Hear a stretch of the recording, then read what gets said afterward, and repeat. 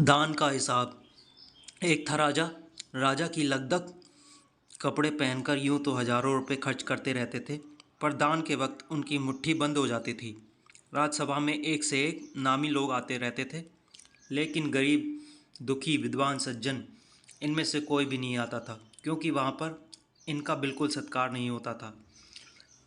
एक बार उस देश में अकाल पड़ गया। पूर्वी सेना के लोग भूखे प्यासे मरने लगे। राजा के पास खबर आई। वे बोले, यह तो भगवान की मार है, इसमें मेरा कोई हाथ नहीं है। लोगों ने कहा, महाराज, राजभंडार से हमारी सहायता करने की कृपा करें, जिससे हम लोग दूसरे देशों में अनाज खरीदकर अपनी जान बचा सकेंगे। राजा ने कहा, आज तुम लोग अकाल से पीड़ित हो, कल पता चलेगा कहीं भूकंप आया है, परसों सुनूंगा कहीं के लोग बड़े गरीब हैं, दो वक्त की रोटी नहीं जुटती। इस तरह सभी की सहायता करते करते जब राज भंडार खत्म हो जाएगा, तब मैं ही दिवालिया हो जाऊंगा। यह सुनकर सभी निराश होकर लौट गए। इधर अकाल का प्रकोप फैलता ही जा रहा था। ना जाने रोज लोग कितने ही लोग भूख से मरने लगे। लोग फिर राजा के पास पहुंचे। उन्होंने राज्यसभा में गुहार लगाई, दुहाई महाराज, आपसे ज़्यादा कुछ नहीं चाहते, सिर्फ 10,000 रुपये हमें दे दो, तो हम आधा पेट खाकर भी जिंदा रह जाएंगे। राजा ने कहा, 10,000 रुपये भी क्या तुम्हें बहुत कम लग रहे हैं? और उतने कष्ट से जीवित रहकर लाभ ही क्या है? एक व्यक्ति ने कहा, भगवान की कृपा से लाखों रुपए राजकोष में मौजूद हैं, जैसे धन का सागर हो। उसमें से एक आध लोट लेने से महाराज का क्या नुकसान हो जाएगा?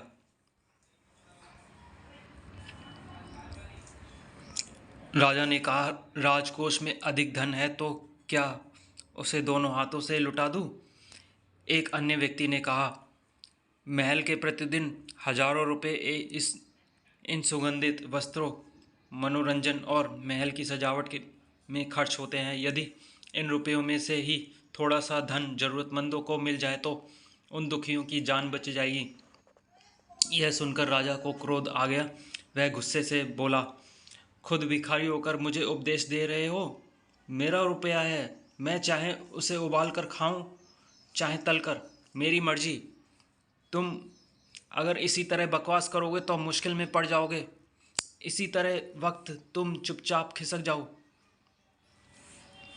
राजा को क्रोध देखकर लोग वहां से चले गए। राजा हंसते हुए बोला, छोटे मुंह बड़ी बात। अगर 100, 200, 100 रुपए की होते तो एक बार सोच भी सकता था। पहरेदारों की खुराक 2-4 दिन कम कर देता और यह रकम पूरी हो जाती, मगर 200, 100, 100, 200 से इन लोगों का पेट नहीं भरेगा। एकदम 10,000 मांग बैठे। छोटे लोगों के कारण नाक में दम हो गया है। यह सुनकर वहां उपस्थित लोग हाँ हूँ कह कर रह गए, मगर मन ही मन उन्होंने भी सोचा, राजा ने यह ठीक नहीं किया। जरूरतमंदों की सहायता करना तो राजा का कर्तव्य है। 2 दिन बाद ना जाने कहाँ से एक बूढ़ा सन्यासी राज्यसभा में आया। उसने राजा को आशीर्वाद देते हुए कहा, दाता कर्ण महाराज, बड़ी दूर से आपकी प्रसिद्धि सुनकर आया हूँ। सन्यासी की इच्छा भी पूरी कर दे। अपनी प्रशंसा सुनकर राजा बोला, जरा पता तो चले तुम्हें क्या चाहिए। यदि थोड़ा कम मांगो तो शायद मिल ही जाए। सन्यासी ने कहा, मैं तो सन्यासी हूँ, मैं अधिक धन का क्या करूँगा? मैं राजकोष से 20 दिन तक बहुत मामूली भिक्षा प्रतिदिन लेना चाहता हूँ। मेरा भिक्षा लेने का नियम इस प्रकार है, मैं पहले दिन जो लेता हूँ, दूसरे दिन उसका दुगना, फिर तीसरे दिन उसका दुगना, फिर चौथे दिन तीसरे दिन का दुगना। इसी तरह से प्रतिदिन दुगना लेता जाता हूँ। भिक्षा लेने का मेरा यही तरीका है। राजा बोला, तरीका तो समझ गया, मगर पहले दिन कितने लेंगे, यही असली बात है। 2-4 रुपए से पेट भर जाए तो अच्छी बात है, मगर एकदम से 20-25 मांगने लगे तब तो 20 दिन में काफ़ी बड़ी रकम हो जाएगी। सन्यासी ने हंसते हुए कहा, महाराज मैं लोभी नहीं हूँ, आज मुझे 1 रुपये दीजिए, फिर मैं 20 दिन तक दुगने करके देते रहने का हुक्म दे दीजिए। यह सुनकर राजा, मंत्री और दरबारी सभी की जान में जान आई। राजा ने हुक्म दे दिया कि सन्यासी के कहे अनुसार 20 दिन तक राजकोष में उन्हें भिक्षा दी जाती रहे।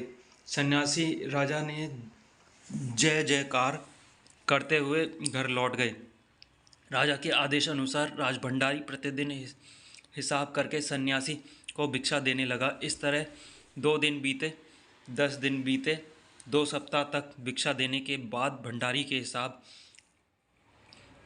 हिसाब करके देखा कि दान में काफ़ी धन निकला जा रहा है। यह देखकर उन्हें उलझन महसूस होने लगी। महाराज तो कभी किसी को इतना दान नहीं देते। उसने यह बात मंत्री को बताई। मंत्री ने कुछ सोचते हुए कहा, वाकई यह बात तो पहले ध्यान में ही नहीं आई थी, मगर अब कोई उपाय भी नहीं है। महाराज का हुक्म बदला नहीं जा सकता। इसके बाद फिर कुछ दिन बीते। भंडारी फिर हड़बड़ाता हुआ मंत्री के पास पूरा हिसाब लेकर आ गया। हिसाब देखकर मंत्री का चेहरा फीका पड़ गया। वह अपना पसीना पोंछकर, सिर खुजलाकर, दाढ़ी में हाथ फेरते हुए बोला, यह क्या कह रहे हो? अभी से इतना धन चला गया है तो फिर 20 दिनों में अंत में कितने रुपए होंगे? भंडारी बोला, जी पूरा हिसाब तो नहीं किया है। मंत्री ने कहा, तो तुरंत बैठकर अभी पूरा हिसाब करो। भंडारी हिसाब करने बैठ गया। मंत्री महाशय ने अपने माथे पर बर्फ़ की पट्टी लगाकर तेजी से पंखा झलवाने लगे। कुछ ही देर में भंडारी ने पूरा हिसाब कर लिया। मंत्री ने पूछा, कुल मिलाकर कितना हुआ?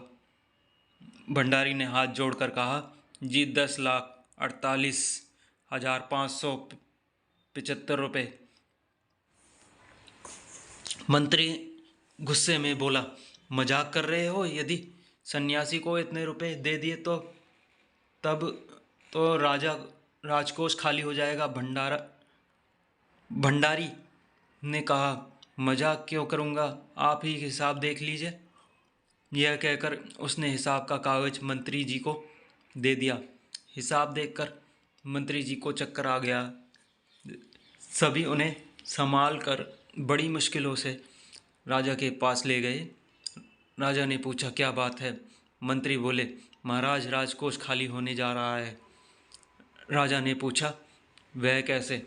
मंत्री बोले, महाराज सन्यासी को आपने भिक्षा देने का हुक्म दिया है, मगर अब पता चला है कि उन्होंने इस तरह राजकोष में करीब 10 लाख रुपए झटकने का उपाय कर लिया है। राजा ने गुस्से से कहा, मैंने इतने रुपए देने को का आदेश तो नहीं दिया था, फिर इतने रुपए क्यों दिए जा रहे हो? भंडारी को बुलाओ। मंत्री ने कहा, जी सब कुछ आपके हुक्म के अनुसार ही हुआ है। आप खुद ही दान का हिसाब देख लीजिए। राजा ने एक बार देखा, 2 बार देखा, उसके बाद वह बेहोश हो गया। काफ़ी कोशिशों के बाद उनके होश में आ जाने पर लोग सन्यासी को बुलाने दौड़े। सन्यासी के आते ही राजा रोते हुए उनके पैरों पर गिर पड़ा। बोला, दुहाई है सन्यासी महाराज, मुझे इस तरह का जान माल से मत मारिए। जैसे भी हो एक समझौता करके मुझे वचन से मुक्त कर दीजिए।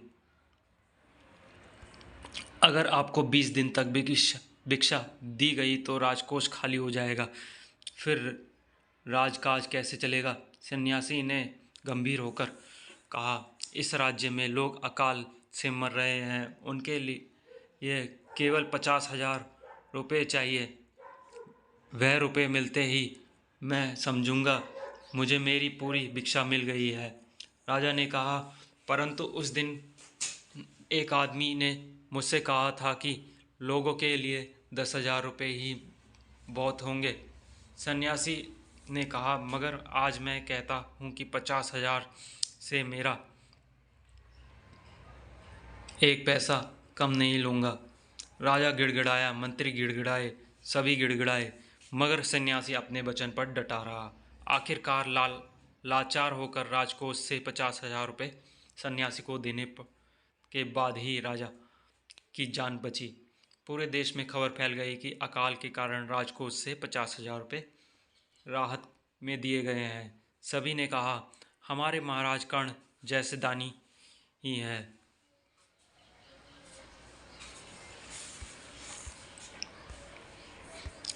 कहानी से राजा किसी को भी दान क्यों नहीं देना चाहता था। राज दरबार के लोग मन ही मन राजा को बुरा कहते थे, लेकिन वे राजा का विरोध क्यों नहीं कर पाते थे। राजसभा में सज्जन और विद्वान लोग क्यों नहीं जाते थे। सन्यासी ने सीधे साधे शब्दों में भिक्षा क्यों नहीं मांग ली। राजा को सन्यासी के आगे गिड़गिड़ाने की जरूरत क्यों पड़ी। अंदाज अपना अपना। तुम नीचे दिए गए वाक्यों को किस तरह से कहोगे। दान के वक्त उनकी मुट्ठी बंद हो जाती थी। हिसाब देखकर मंत्री का चेहरा फीका पड़ गया। सन्यासी की बात सुनकर सभी की जान में जान आई। लाखों रुपए राजकोष में मौजूद थे, जैसे धन का सागर हो। साथ ही हाथ बढ़ाना। कभी कभी कुछ इलाकों में बारिश बिल्कुल भी नहीं होती। नदी नाले तालाब सब सूख जाते हैं। फसलों के लिए पानी नहीं मिलता। खेत सूख जाते हैं। पशु पक्षी जानवर लोग भूखे मरने लगते हैं। ऐसे समय में वहाँ रहने वाले लोगों को मदद की ज़रूरत होती है। तुम भी लोग की मदद ज़रूर कर सकते हो। सोच कर बताओ, तुम अकाल में परेशान लोगों की मदद कैसे करोगे। जिम्मेदारी अपनी अपनी। तुम्हारे विचार से राज दरबार में किसकी क्या जिम्मेदारियां होंगी। मंत्री भंडारी। कर्ण जैसा दानी। सभी ने कहा, हमारे महाराज कर्ण जैसे दानी ही हैं। पता करो कर्ण कौन थे। कर्ण जैसे दानी का क्या मतलब है। दान क्या होता है। किन किन कारणों से लोग दान करते हैं। कहानी और तुम। राजा राजकोष के धन का उपयोग किन किन कामों में करता था। तुम्हारे घर में जो पैसा आता है वह कहाँ कहाँ खर्च होता है, पता करके लिखो। अकाल के समय लोग राजा से कौन कौन से काम करवाना चाहते थे। तुम अपने स्कूल या इलाके में क्या क्या काम करवाना चाहते हो। कैसा राजा किसी को दान देना पसंद नहीं करता था। तुम्हारे विचार से राजा सही था या गलत। अपने उत्तर का कारण भी बताओ। राजा दान देने के अलावा किन किन तरीकों से लोगों की सहायता कर सकता था।